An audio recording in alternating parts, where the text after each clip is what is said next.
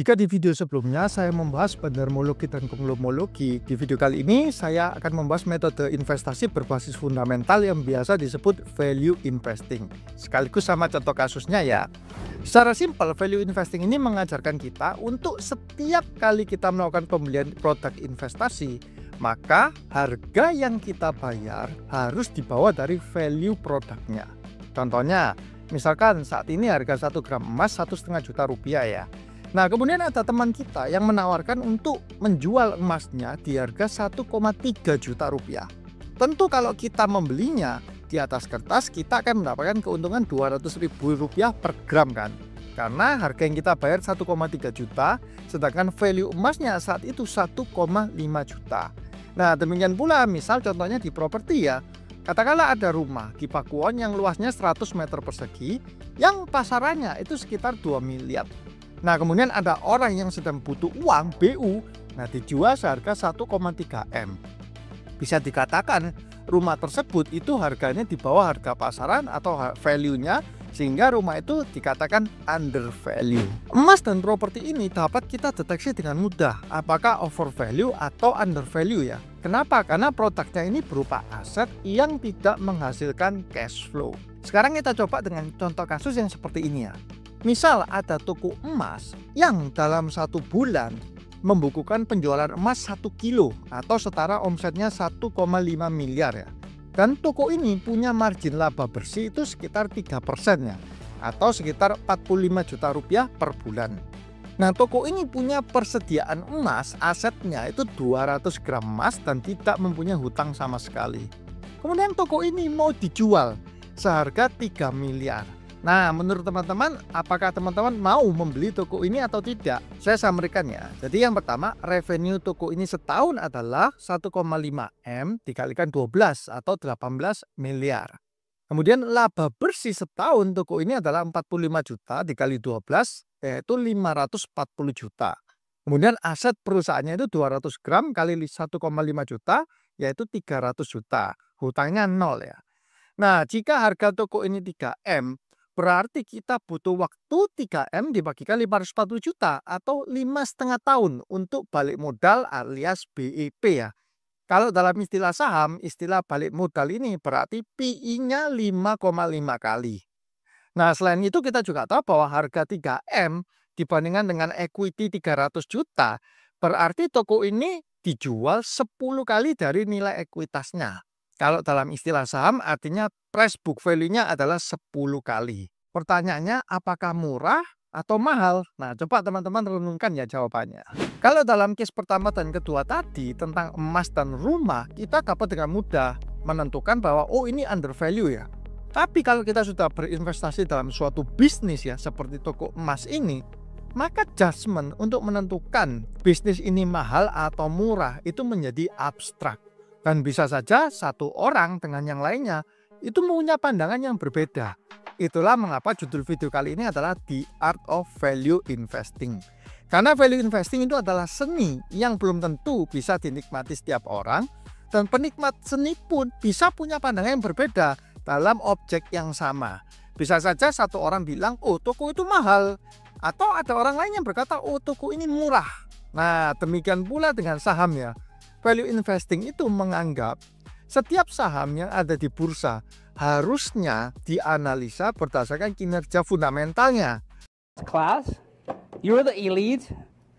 You expect to make $150,000 a base. What do we people pay you for? What? What? How much is that? Give me the pre-tax earning. How much is that? Pre-tax earning? Just read a few lines before. It's called, what is the net income?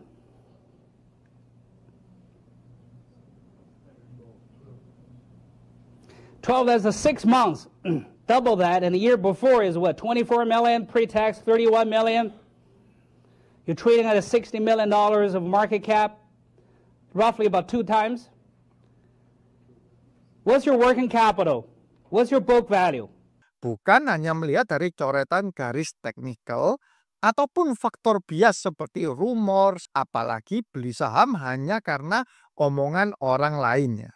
Lantas bagaimana cara kita menganalisa saham dengan metode value investing ini? Kalau Anda membeli toko emas tadi karena tokonya menghasilkan laba 500 jutaan setahun atau karena PI-nya 5,5 kali, berarti Anda hanya melihat secara kuantitatifnya saja. Nah, mayoritas investor akan melihat kuantitatif, entah dari laporan laba rugi, cash flow, ataupun neraca perusahaan. Namun yang lupa disadari oleh investor-investor adalah angka-angka yang tertera dalam laporan keuangan itu adalah kinerja dari masa lalu perusahaan. Sedangkan value investing ini kita berinvestasi di suatu perusahaan dengan harapan akan kinerja perusahaan di masa depannya. Kinerja perusahaan di masa depan ini bisa kita analisa dengan pendekatan kualitatif. Sebagai contoh, untuk toko emas tadi, kalau kita beli ya toko tersebut dengan harapan 5,5 tahun lagi akan BEP. Bagaimana ternyata jika kita dibodohi oleh ownernya? Ternyata di tahun berikutnya ownernya buka toko emas yang sama di dekat toko emas kita. Nah, bagaimana pula jika ternyata laporan penjualan 18M setahun itu ternyata sebagian besar adalah transaksi afiliasi. Sehingga tahun berikutnya customer-customernya itu tidak membeli di toko kita, malah membeli di toko owner yang lama. Investasi kita jangankan BEP, ujung-ujungnya tokonya itu akan bangkrut. Ingat ya, di bursa saham pun kita tidak bisa serta-merta percaya dengan ownernya. Kita juga harus paham bisnis model dari perusahaan, keunggulan kompetitif, dan apa yang menjadi growth drivernya. Untuk contoh analisa kualitatif, saya akan memberikan studi case di salah satu emiten berikut ya. Saya kasih disclaimer dulu ya, kalau video ini tidak menyarankan untuk pembelian saham apapun. Ingat ya, semua resiko investasi ada di tangan masing-masing investor. Apalagi saham Harta Dinata ini harganya sudah mengalami peningkatan yang cukup signifikan. Harta adalah emiten yang bergerak di bidang produksi, perdagangan, dan distribusi emas. Untuk itu, pertama-tama kita perlu mengetahui bagaimana ekosistem dari emas sendiri. Supply chain dari ekosistem emas terdiri dari upstream, midstream, dan juga downstream. Upstream itu terbagi dari yang pertama itu tambang atau mining. Ini dimana proses mengambil bongkahan emas dari bumi ya. Yang kedua, upstream juga memiliki proses smelting atau memisahkan biji emas dengan mineral yang lainnya. Nah, kemudian berlanjut ke midstreamnya, itu adalah pabrik emas atau manufaktur ya. Di sini itu mengolah emas menjadi batangan atau perhiasan yang sudah siap jual. Nah, kemudian masuk ke downstreamnya. Yang pertama, downstream ini ada 3. Yang pertama itu adalah toko emas sendiri ya. Nah, ini gerai yang menjual emas-emas batangan ataupun perhiasan yang sudah siap jadi. Yang kedua itu juga ada refinery. Refinery ini memurnikan kembali emas-emas yang sudah tercampur dengan mineral lainnya. Salah satu contohnya ya perhiasan ya, karena perhiasan itu tidak murni semuanya itu terbuat dari emas kan. Yang nomor 3 adalah gadai emas ya, dari pinjaman dengan jaminan emas. Apabila pinjamannya itu tidak ditebus, maka emasnya itu dapat digunakan sebagai bahan baku dari perusahaan lagi. Harta Dinata memiliki chain distribution dari midstream ke downstream ya. Jadi begini alurnya. Yang pertama, Harta mengambil bahan bakunya ini dari tambangnya, dari tambang atau dari retail yang menjual ke toko-tokonya. Kemudian bahan bakunya ini diproduksi emas batangan maupun perhiasan ya dari 4 pabriknya. Emas batangan dan perhiasan ini didistribusikan ke toko milik Harta sendiri atau toko rekanan yang wholesale ya, toko-toko emas yang selain punya Harta sendiri. Kemudian dia juga melakukan ekspor ke negara tujuan. Dia juga berpartner ya dengan perusahaan-perusahaan retail seperti Matahari ataupun Res Market ya. Kemudian Harta juga memiliki chain distribution ke perusahaan aliansi ya, seperti di BSI ya. Dan dijual juga di e-commerce dan platform-platform digital seperti Tokopedia, Shopee, Blibli, TikTok maupun Ultra Voucher ya.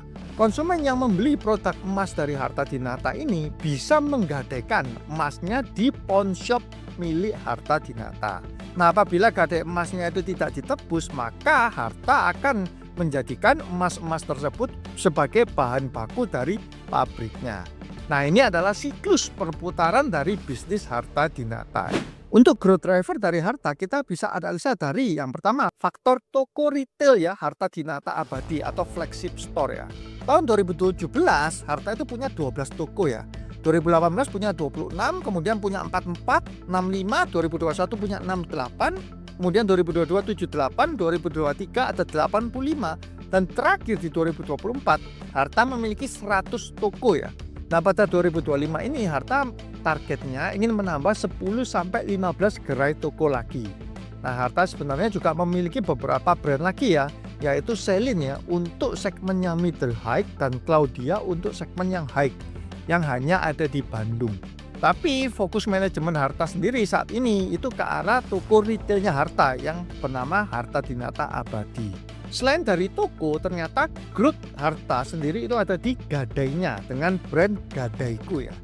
Nah, bisnis gadai emas di Harta ini baru ada di tahun 2018 sesudah IPO ya. Pada tahun 2018 hanya ada 3 gadai store ya. 2019 ada 16, kemudian 2020 ada 64, hingga akhirnya pada tahun 2024 itu ada 95 pawn stores ya. Pada tahun 2025 ini Harta berencana membuka 10-15 cabang baru untuk gadai emasnya. Selain dari toko dan gadai, ternyata Harta juga melakukan ekspansi untuk ke ekspor ya. Harta mulai menjajaki ekspor itu pada tahun 2023 ya, dengan tujuan ekspor perdana ke India. Kenapa kok India? Nah, karena orang-orang India sana itu paling demen beli emas ya. Jadi konsumsi gold paling tinggi di dunia itu ada di India. Nah, itu sudah dijajaki ya kerjasama tahun 2023, dan di tahun 2024 pun Harta juga bekerja sama dengan perusahaan yang ada di Uni Emirat Arab. Jadi dia mengembangkan ekspor ke sana juga. Namun nilainya itu jauh lebih kecil dari India. Makanya kalau teman-teman lihat ya di bagian revenue-nya Harta, mengapa kok tahun 2023 revenue-nya Harta ini membludak ya, hampir 2 kali lipat dari tahun 2022 karena ada faktor dari ekspor ini. Tahun 2025 untuk ekspor, Harta juga menargetkan menambah negara tujuan ekspor yang baru ya, seperti ke Vietnam, Thailand maupun Singapura.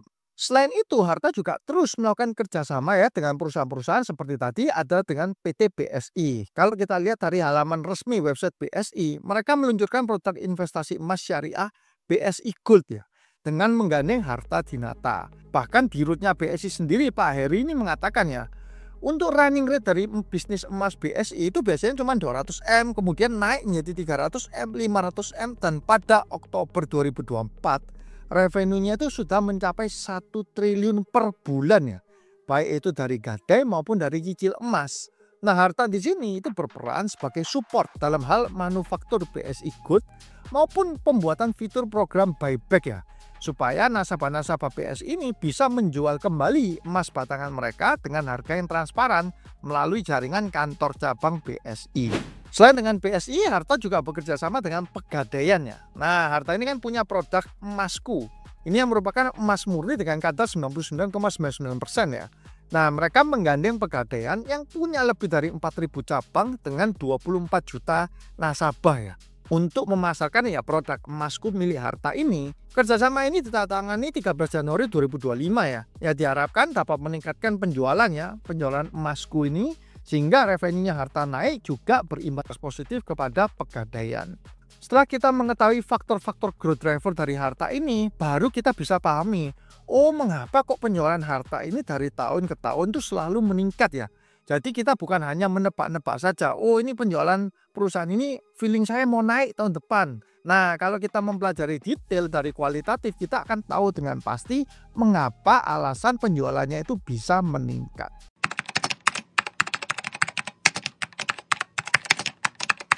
Selain itu, kita juga harus memahami karakteristik ya dari bisnis perusahaan yang kita ingin investasikan. Contohnya di bisnis emas ini yang cukup unik. Salah satu highlight ya dari perusahaan Harta ini yang cukup unik adalah mengapa cash flow operasional Harta ini selalu minus. Nah, sebagai investor kebanyakan tidak suka dengan perusahaan yang cash flow-nya ini selalu minus. Nah, tapi di Harta ini case-nya itu sedikit berbeda. Karena dalam bisnis emas, common practice-nya itu adalah utang atau piutang emas itu dibayar dengan emas. Jadi misal toko emas A ya disuplai oleh Harta 1 kilo. Maka ketika jatuh tempo, toko emas ini akan membayar kepada Harta ini ya juga berupa emas lagi 1 kilo plus margin keuntungan. Walaupun memang ada toko-toko yang sistemnya beli putus ya, tapi kalau sudah yang besar dia akan membayarnya itu emas dibayar dengan emas. Sehingga kondisi realnya itu tidak akan ada uang kas ya yang keluar atau masuk secara perusahaan. Harta menerima uang kas itu dari penjualan yang terjadi di tokonya Harta Dinata sendiri atau toko-toko yang memang melakukan pembelian secara cash ya. Namun untuk keperluan menghindari spekulasi ya, Harta akan langsung mengkonversi uang cash tadi itu ke emas. Jadi langsung dibelikan atau digulakkan ke emas lagi. Mengapa? Karena harga emas ini kan selalu bergerak ya. Bukan setiap hari tapi bisa setiap jam aja juga mengalami perubahan. Jadi kalau cashnya itu tidak dibelikan emas lagi, maka hartanya masih mengandung unsur resiko. Karena jika cashnya ini ternyata nanti emasnya itu harganya naik dan harta ini megangnya masih berupa uang cash, maka ketika dia mau kulaan lagi, dia akan mendapatkan gramasi yang akan lebih rendah. Walaupun demikian, Harta juga harus menyediakan ready cash ya. Karena apa? Karena bisnis emas di Indonesia ini, kalau ada klien datang kemudian dia mau jual emasnya ya, tentu toko nggak bisa tolak dengan mengatakan bahwa oh Harta tidak punya uang untuk membeli atau membuyback ya. Nah tentu kepercayaannya akan langsung hancur. Oleh sebab itu Harta ini juga tetap butuh menjaga cashnya, likuiditas dari cashnya. Selain itu dia juga punya bisnis gadai kan, dimana gadai ini kan orang menjaminkan emasnya dan Harta memberikan uang cash. Jadi keunikan dari komplikasi ya bisnis Harta Dinata ini membuat kita menyadari bahwa oh ini toh alasan mengapa kok cash flow operasi dari Harta Dinata ini selalu negatif. Contoh pemahaman karakteristik yang kedua adalah kalau misalkan Harta membelanjakan cashnya ya menjadi emas pada hari ini dan besok harga emasnya itu ternyata langsung turun. Pertanyaannya apakah Harta akan menderita kerugian? Jawabannya tentu saja tidak. Nah ilustrasinya seperti ini ya. Misal Harta kulaan kemudian besoknya harga emas naik ya. Harta hari ini punya emas 1 kilo, katakanlah dia kulaan dengan harga 900 juta supaya gampang saja ya ngitungnya. Nah misal ternyata emas ini laku ya, dijual semua sebesar 1 miliar. Artinya ada keuntungan sebesar 100 juta kan. Walaupun demikian Harta ini harus di hari yang sama ini juga melakukan pembelian emas lagi sebesar 1 kilo minimal. Supaya dia modal bahan bakunya ini tetap tercover. Kalau sampai dia tidak melakukan pembelian lagi 1 kilo, maka dia terkena kemungkinan atau terkena spekulasi dari harga emas yang bisa naik ataupun turun. Nah sehingga yang didapatkan Harta adalah hari ini oh emasku laku 1 kilo, dia akan beli lagi 1 kilo, dia hanya akan menyimpan uangnya 100 juta. Uang 100 juta ini bisa dibelikan emas lagi oleh Harta untuk menambah inventorinya. Nah skenario kedua bagaimana jika Harta kulaan kemudian besok emasnya ini turun ya. Asumsikan kejadiannya sama dengan skenario pertama ya. Jadi Harta memiliki modalnya 1 kilo emas dengan harga pembelian itu 900 juta. Nah saya asumsikan besoknya ternyata harga emas ini mengalami penurunan. 1 kilogram emas yang dia beli 900 juta, ternyata dia jual itu cuma 800 juta. Nah tapi dia kan tetap akan membelikan lagi emasnya kan. Dia tetap harus beli 1 kilo. Nah tentu dia kulaannya nggak mungkin 800 juta, kulaannya misalkan 700 juta. Nah secara pembukuan walaupun dibandingkan dengan hari kemarin itu dia kulaannya 900 juta, tapi karena 900 juta ini sudah disettle di hari kemarin, maka dianggap Harta di hari ini yang emasnya itu turun, dia masih punya 1 kilo plus uang sisa 100 juta. Jadi tidak ada bedanya mau harga emasnya itu naik atau harga emasnya turun, Harta tetap bisa mendapatkan keuntungan. Nah yang penting adalah dia harus melakukan natural hedging seperti ini. Jangan sampai inventory emasnya ini itu yang berkurang. Nah itu yang tidak boleh terjadi di Harta. Case terbaiknya adalah Harta ini terus meningkatkan inventorinya ya, sehingga perputaran emasnya ini akan semakin cepat. Value creation Harta itu ada pada compounding emasnya ya. Jadi cara terbaik untuk berinvestasi emas itu dengan cara memperdagangkan emasnya. Karena dengan memperdagangkan emas, maka gramasi emas itu akan yang kita punya itu akan bertambah setiap saat. Nah bandingkan ya teman-teman dengan investasi emas seperti pada umumnya ya. Orang beli emas lalu simpan di brankas. Kalau kita punya emas 1 kilo dalam brankas, ya emas tersebut tetap 1 kilo ya, 10 atau 20 tahun lagi. Kita hanya bisa menikmati keuntungan kalau harga emasnya itu yang naik ya. Berbeda dengan Harta, kalau dia memperdagangkan emasnya itu, dia 1 kilo dia dagang, dia jual, kemudian dia beli lagi, dia dapat spreadnya diberikan emas lagi. Maka gramasi emasnya ini akan terus meningkat. Jadi faktor terpenting dari bisnis seperti Harta Dinata ini ada di inventory turnover dan juga total aset turnovernya. Berikut saya berikan tabel perbandingan untuk inventory turnover maupun total aset turnover dari harta maupun perusahaan sejenis harta ya, tapi tidak ada di Indonesia karena yang IPO di Indonesia ini hanya Harta Dinata ya. Saya ambil dari Chow Tai Fook dan juga Pun Wan Jewelry ya, perusahaan dari Vietnam. Kalau Chow Tai Fook dari Hong Kong ya. Harta sendiri ini memiliki inventory turnover tuh 4 kali ya, 4,06 kali, dan total aset turnover itu 2,84 kali. Untuk Chow Tai Fook itu memiliki inventory turnover 1,26 kali. Total aset turnovernya 1,08 kali. Sedangkan untuk PNG Vietnam itu inventory turnovernya 2,9 kali dan total aset turnovernya 2,83 kali. Nah, bisnis emas seperti harta ini itu marginnya itu sangat tipis ya. Nggak mungkin lah kita jualan emas marginnya bisa 20%, 30%, itu sudah nggak masuk akal kan. Sehingga turnover dari asetnya yang tinggi ini itu menjadi kunci kesuksesan Harta Dinata. Dan teman-teman bisa melihat bahwa jika di-compare pun dengan perusahaan yang sudah mature pun ternyata harta ini tidak kalah. Walaupun secara size harta ini masih sangat baby ya. Semakin cepat perputaran asetnya maka akan semakin besar jumlah inventory emas murni dari harta. Ingat ya, harta ini adalah berdagang emas. Jadi yang paling penting di otak para manajemen ini adalah meningkatkan inventory dan perputaran emasnya. Nah, kalau kita sudah mengetahui suatu perusahaan sampai dalamnya seperti ini, tentu teman-teman bisa mempunyai kenyamanan ya jika memiliki saham dari perusahaan tersebut ya. Kalau harganya turun, teman-teman juga tidak perlu panik. Ini adalah salah satu contoh singkat ya bagaimana kita menggunakan metode value investing. Nah, ada satu buku yang menurut saya wajib teman-teman baca jika ingin mempelajari lebih detail ya tentang hal ini. Yang bukunya itu berjudul Common Stock and Uncommon Profit ya. Pengarangnya itu adalah Bill Fisher. Metode value investing ini memang menuntut kita ya untuk melakukan research yang mendalam. Dan kita bisa mendapatkan info-info ini melalui membaca annual report dari tahun ke tahun ya, bukan hanya 1 tahun saja. Kemudian mengikuti public expose ya. Terus bertanya ke customer dari perusahaannya ataupun ke suppliernya ataupun rekanan-rekanan dari perusahaan yang sedang kita research ya. Kalau kita sebagai investor sudah yakin dengan kualitas perusahaan, baru terakhir kita menghitung berapa harga wajar dari perusahaan tersebut. Jangan lupa kita membeli itu bukan di harga wajarnya, namun di bawah harga wajarnya ya.